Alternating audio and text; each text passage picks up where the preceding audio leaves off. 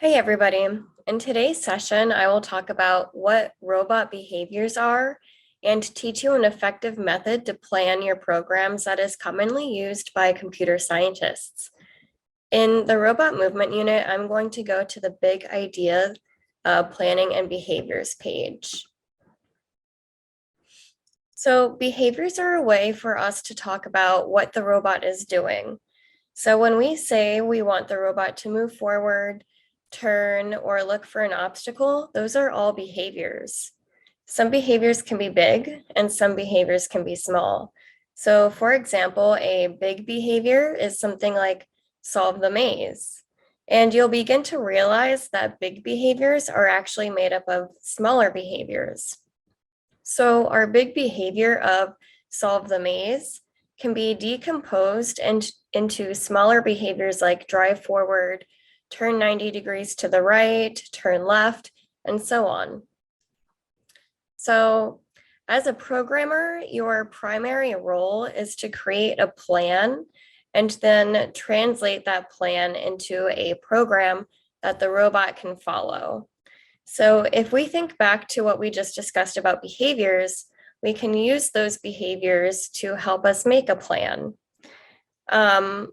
When we started with a big behavior, which was to solve the maze, we can decompose that into smaller behaviors like moving forward and turning. So if we write those behaviors down in order that the robot is needed to accomplish that task, it becomes our plan. And there is actually a name for this. It's called pseudocode. It's basically like a written outline for your program.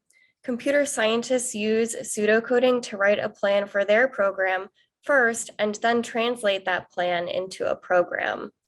So you can use a chart like this, where you start with a big behavior, write that down, so solve the maze, decompose that into smaller behaviors, move straight, turn left, and then you can decompose those even more so that it's so simple, your robot can do it.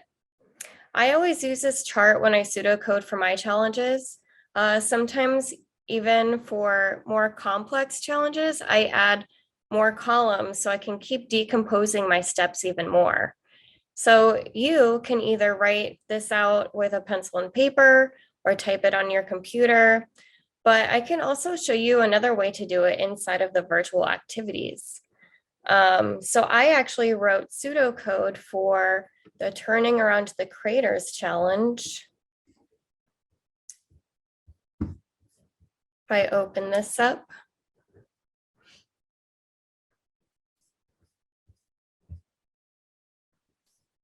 And you'll see, and let me zoom in a little bit, that I kind of recreated that chart. So I started with my original step for this challenge was to get to the finish area without touching the craters. And I decomposed that into more detailed steps. So move straight, turn around the first crater, move straight again, and turn around the second crater. And decomposing that even more into super detailed steps. Move straight for 30 centimeters. I still have my turn around the first crater, and then make a 90-degree turn to the right. So I'm getting a little more detailed here, but I still have my medium behaviors, such as turning around the first crater and separating those out. And I actually added a fourth column here to super, super detailed steps. So you can see that this is starting to look like code. It's starting to look like the text from the blocks. So you want to keep decomposing your pseudocode until that it's so simple your robot can do it. And something important to remember is that you want to plan your program iteratively, meaning you can build one block at a time, test it to see if it works, and then add the next step. So this just helps with troubleshooting.